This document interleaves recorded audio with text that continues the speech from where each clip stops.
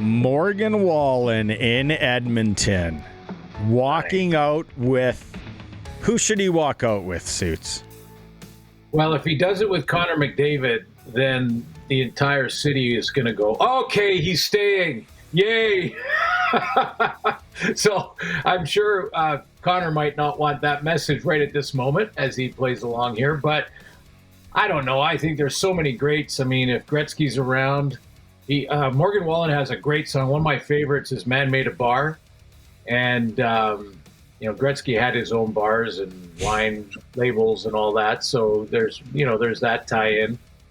Giz would be great. I mean, the problem with the Giz is that if you put Gizmo Williams up there, he might want to sing along, and nobody wants to hear that.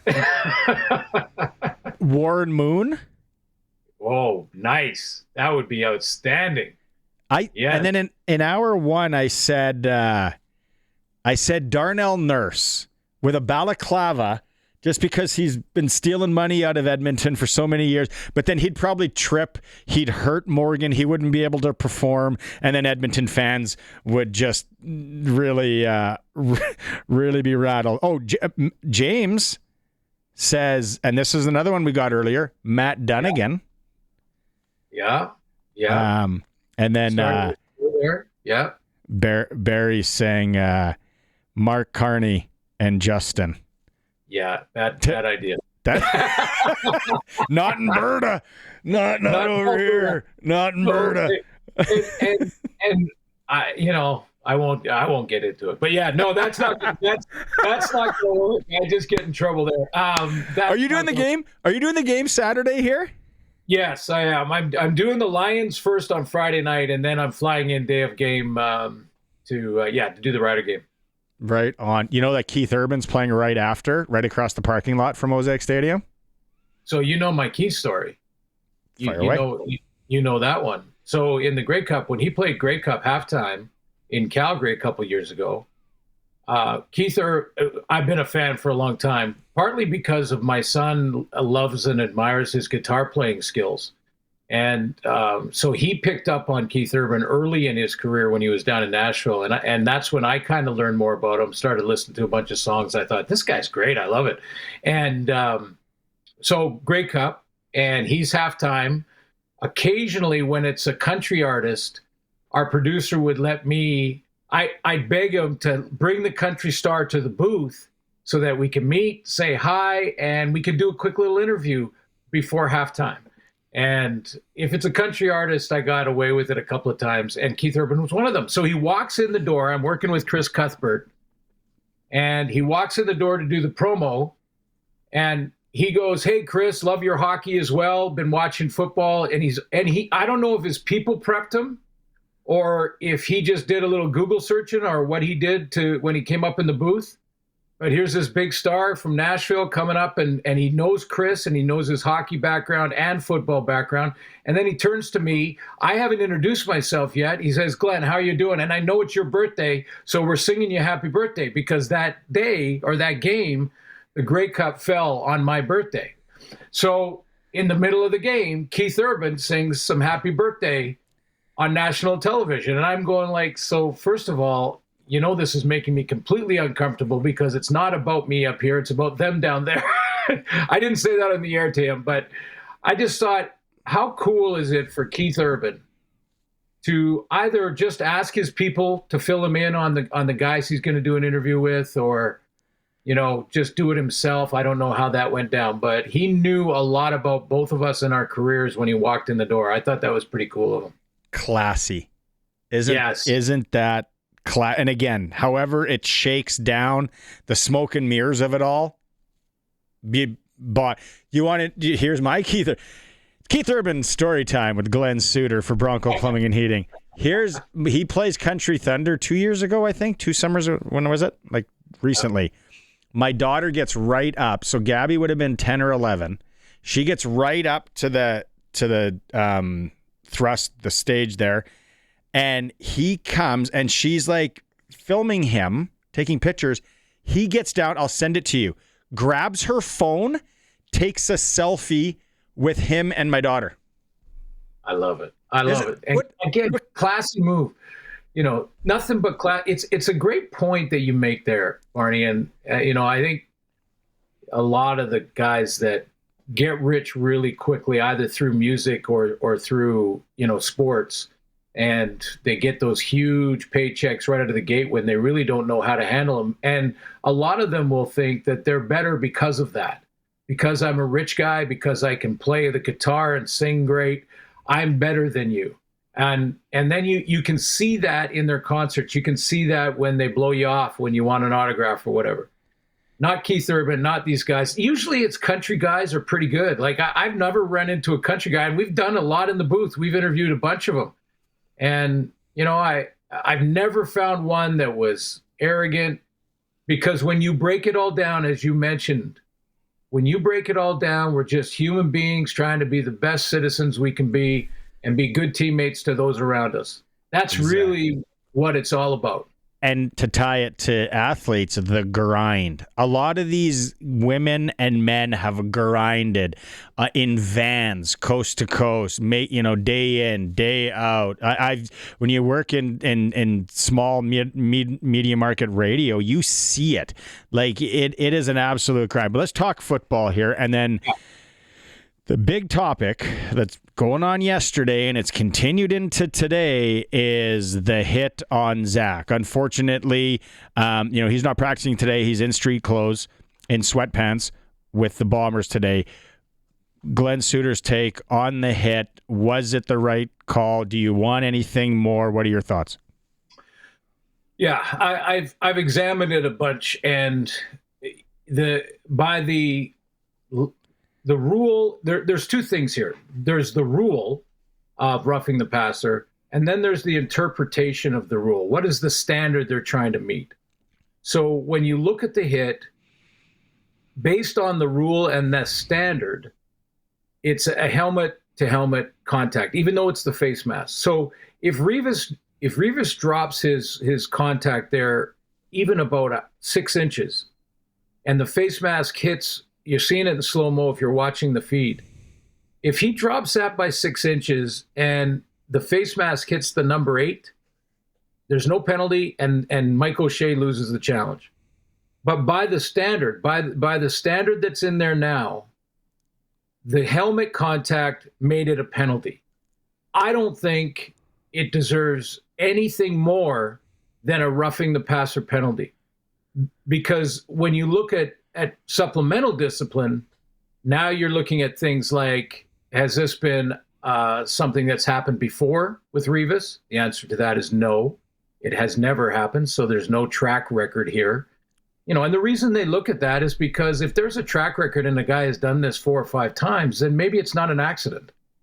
So you should be counting that when you're looking at supplemental discipline. But I don't think he deserves it. I think it was a good hard hit with a free rusher. But by the standard of the rule, the face mask made contact with Zack's head. And as soon as that happens, it's a penalty. Now, they didn't call it, and O'Shea had to challenge it, and he wins the challenge, and they get the penalty. I saw Revis's reaction on the sideline, and I understand it, because even the new school players are still adapting to this new world where the quarterback is protected in such a big way. You have a very small target area right in his chest on a play like that, a blind shot where the quarterback doesn't see it coming. So to answer your question in a long way, the penalty, winning the challenge, I think was the right call based on the standard right now. But it wasn't a dirty hit by any stretch of the imagination, and I don't think it deserves supplemental discipline at all. Does Zack got to get rid of that ball? No, a lot of people are saying he's got to understand what's going on there. He's got to step up. He's got to get rid of it quicker. He's got to sense that might come in. He gets shot out of a cannon there. It's not a video game. It's not as easy as a lot of us think. Is Zack, I guess, the one to kind of maybe point the blame here on why he gets the lick put on him?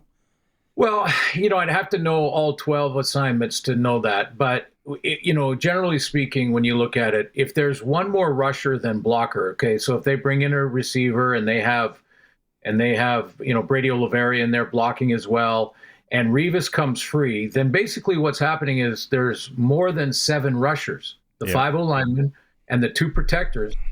There's more than 7 rushers. So if CJ Rivas was the 8th, I'll have to go back and count. But if he was the 8th, now the onus goes to Zack because he knows he can't block the free blitzer. So there was only one in, and it was Brady Oliveira. So Brady Oliveira with 5 offensive linemen is now 6. So the Riders send 7. So there's a free man. And now the onus is on the quarterbacks and receivers to get rid of the football before that free blitzer gets home.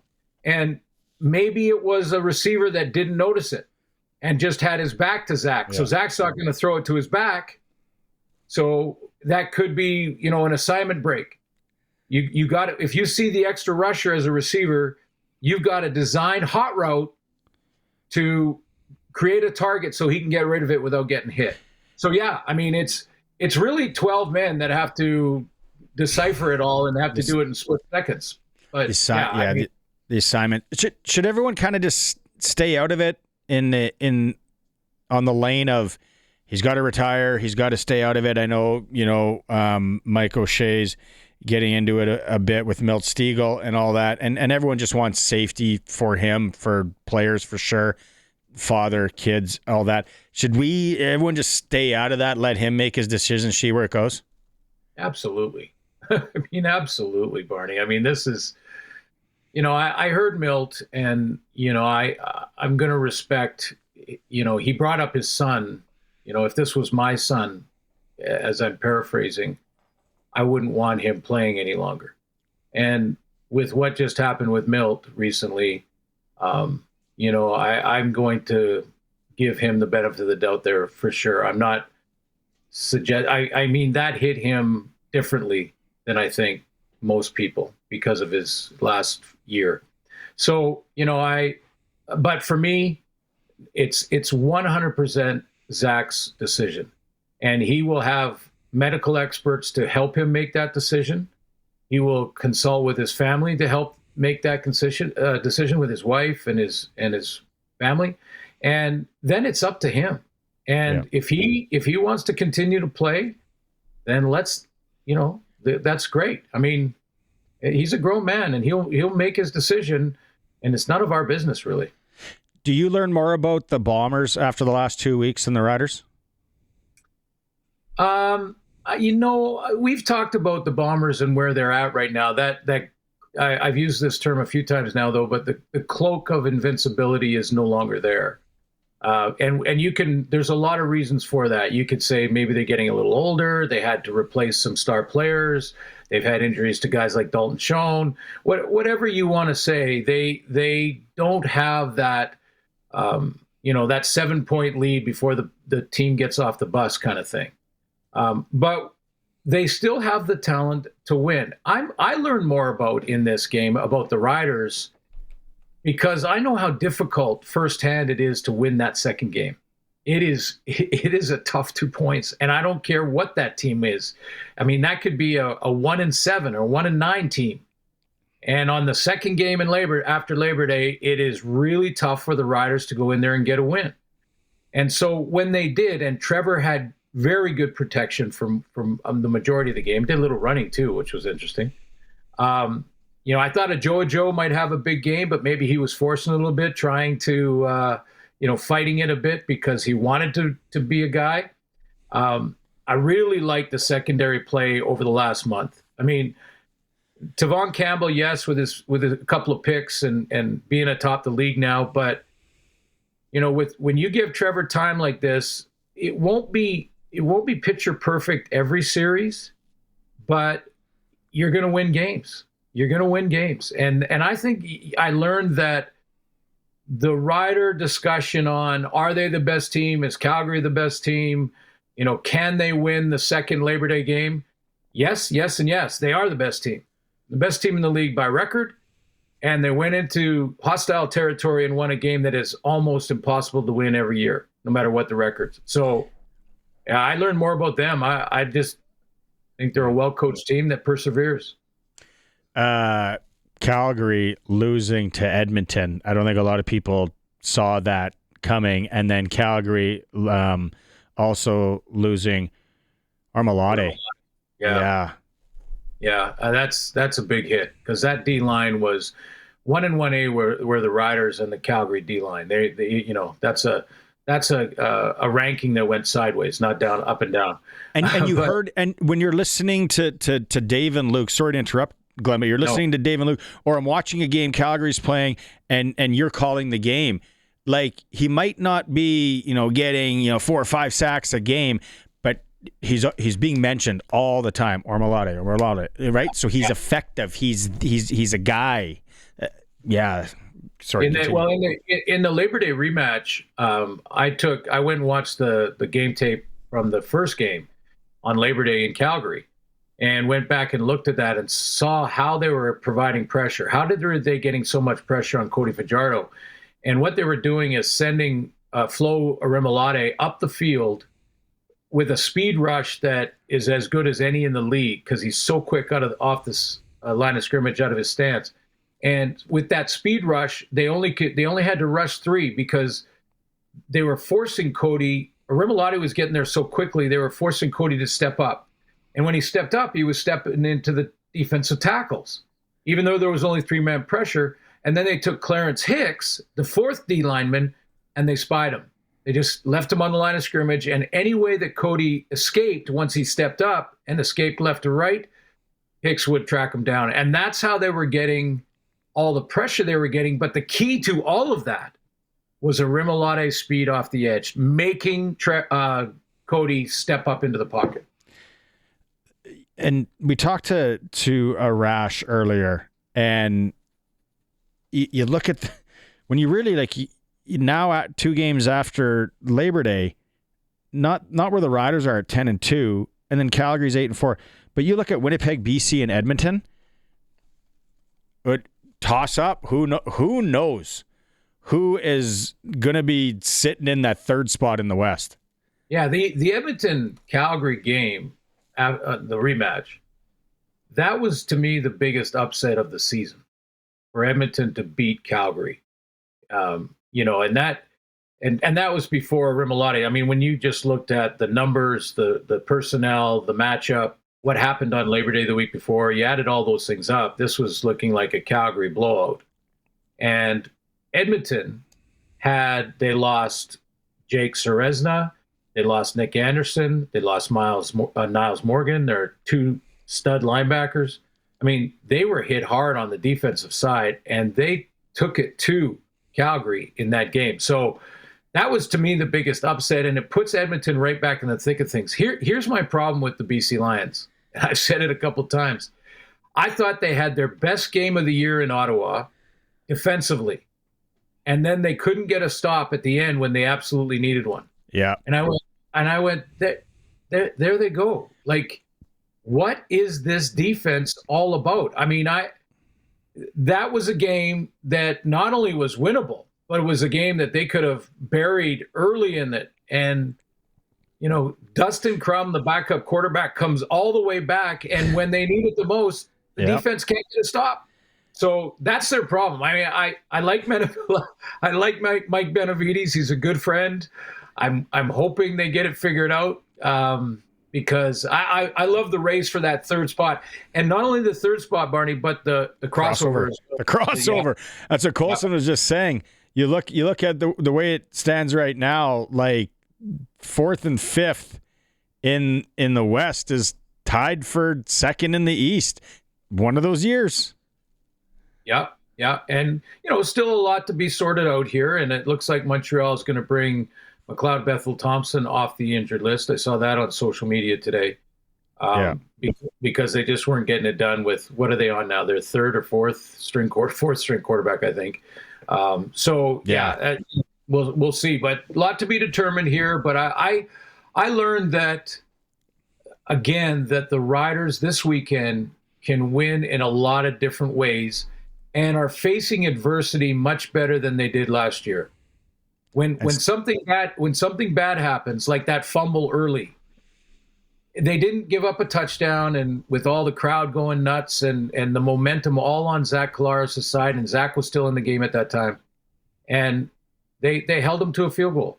Those things are how you're becoming a very good football team. All right, let's regroup on Thursday and tee up things against Montreal. I think a lot will be decided injury-wise for the Riders, Marcus Sayles, all that, and then we'll find out more on what the Owls are bringing this way on Thursday. Thanks, Suits.